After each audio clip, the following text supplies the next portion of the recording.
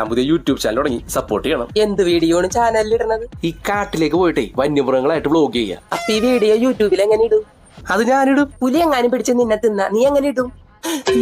എന്തിത്? അത് channel phone നോക്കട്ടെ.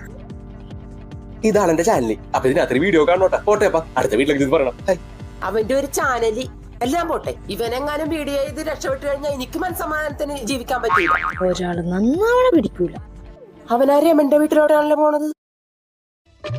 രമണി, ആ ദാമോദരന്റെ മോൻ നിന്റെ വീട്ടിലോട്ട് വന്നുണ്ട്. അവനൊരു യൂട്യൂബ് ചാനൽ തുടങ്ങിയിട്ടുണ്ട്. കഞ്ചാവ് വളർത്തി എങ്ങനെ വെട്ടി വിൽക്കാന്നുള്ളതാണ് പഠിപ്പിക്കണത്. നമ്മളായിട്ട് നമ്മുടെ യുവതലമുറനെ നശിപ്പിക്കരുത്. സമ്മതിക്കണം. അവൻ പോയാ ആ തങ്കമണിന്റെ മോനിലേത് അല്ല, ഭാഗ്യം.